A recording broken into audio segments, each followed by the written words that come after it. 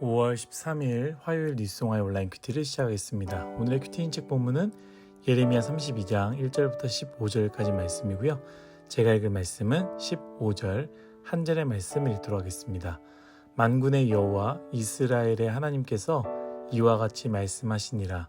사람이 이 땅에서 집과 밭과 포도원을 다시 사게 되리라 하셨다 하니라. 아멘.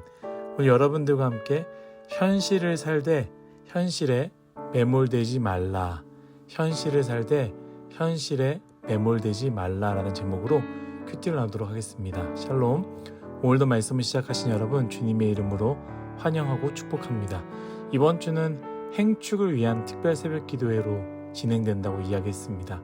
그래서 큐티를 진행하지 않으려고 했는데요. 매일 간단하게 하는 분들이 있을 것 같아서 짧게라도 나누려고 합니다. 시간이 되신다면 꼭 행축 특별 새벽 기도의 말씀을 들으시면 좋을 것 같습니다. 간단하게만 나누겠습니다. 1절 2절 말씀입니다. 유다의 시드기야 왕 10째 해 곧 느부갓네살 18째 해에 여호와의 말씀이 예레미야에게 임하니라. 그때에 바벨론 군대는 예루살렘을 에워싸고 선지자 예레미야는 유다의 왕의 궁중에 있는 시위대 뜰에 갇혀 있으니. 아멘. 시기적으로 유다의 시드기야 왕 10번째 해고요. 그 당시 선지자 예레미야는 시위대 뜰에 갇혀 있는 상황이었습니다. 갇혀 있는 이유는 다른 이유가 아닙니다. 3절에서 5절에 쭉 이야기하는데요. 간단하게 이야기하자면 이 성은 반드시 바벨론 왕의 손에 넘어가고 시드기야 왕도 끌려갈 것이다 라는 예언을 했기 때문인데요. 영적인 눈과 귀가 없는 시드기야는 듣고 싶지 않은 말을 그저 반역적인 선동으로 보고 예레미야를 가둔 것입니다. 하나님의 뜻보다 자신의 감정에 집중한 것이죠. 저는 이 말씀 묵상하면서 우리는 어떠할까?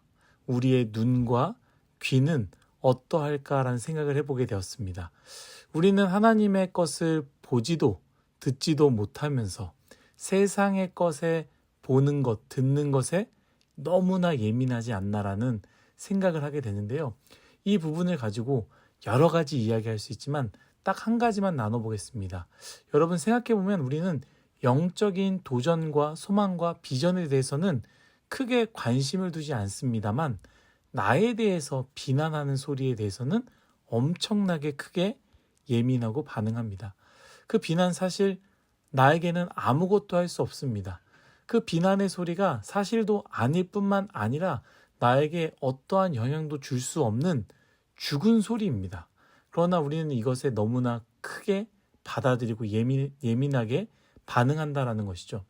하나님이 너를 사랑하신대, 하나님이 너를 통해 큰 일을 하신대라고 하면 시큰둥하게 받아들입니다. 그런데 철수가, 미애가 너에 대해서 이렇게 이야기하던데 저렇게 이야기하던데 라고 하면 내 마음이 폭풍처럼 흔들리는 것이죠. 우리가 들어야 할 소리는요, 여러분, 하나님의 메시지입니다. 쓸모없는 죽은 소리에 우리가 매이지 않기를 예수님의 이름으로 축복합니다. 다시 말씀으로 돌아와서 갑자기 하나님께서 예레미야에게 이렇게 말씀하십니다. 7절 말씀입니다. 보라, 내 숙부 살룸의 아들 하나멜이 내게 와서 말하기를 너는 아나돗에 있는 내 밭을 사라. 이 기업을 물을 권리가 내게 있느니라 하리라 하시더니. 아멘.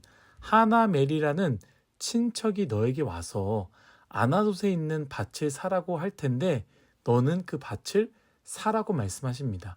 이것이 성경에서 왜 중요한가 생각할 수 있지만 그 당시의 상황을 고려해 볼 때 이해가 됩니다.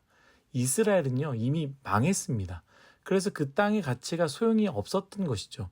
하나멜의 입장에서 왜 그 땅을 판지는 정확하게 알 수 없지만 그 당시 먹고 사는 문제가 있을 수도 있었고요. 혹은 더 많은 손해를 보기 전에 빨리 처리하기 위해서 판 것일 수도 있습니다. 그런데 하나님은요, 예레미야에게 그 땅을 사는 것이 지금은 너무나 큰 손해이지만 망한 땅이기 때문에 살면 그것은 완전한 손해이지만 그래도 사라는 것이죠. 왜입니까? 사람들에게 눈으로 볼 수 있는 메시지를 주기 위해서입니다. 어떤 메시지냐? 너희가 영원히 포로로 끌려가는 것이 아니다. 반드시 돌아올 것이고 반드시 그 땅은 회복될 것이다 라는 메시지를 보여주기 위함이다 라는 것이죠. 저는 이 말씀을 묵상하면서 먼저 하나멜에 대해서 생각해 보았습니다.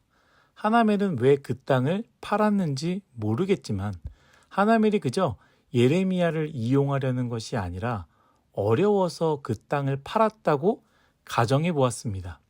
하나멜의 쓸모없는 땅을 판 것, 먹고 살기 위해 그 땅을 판 것, 그것은요, 하나멜에게 주어진 현실을 산 것입니다.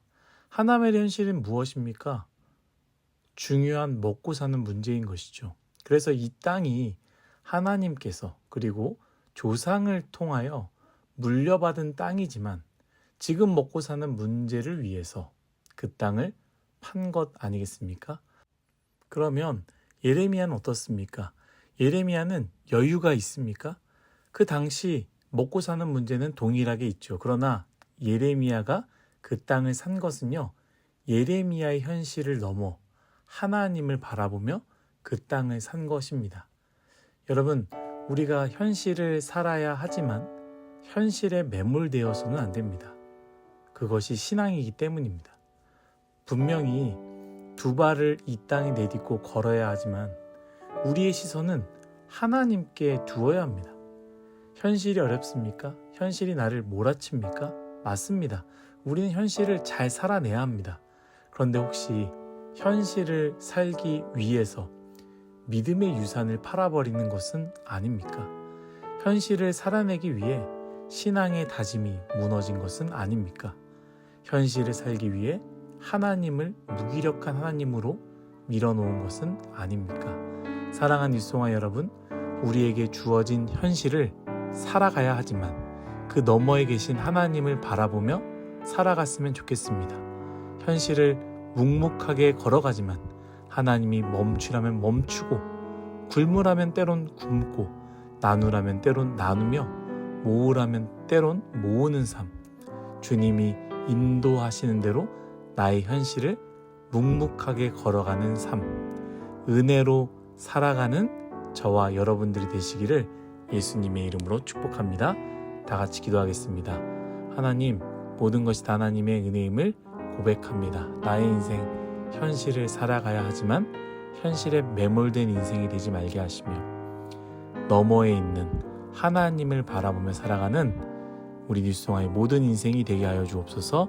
감사하며 예수님의 이름으로 기도드렸습니다. 아멘.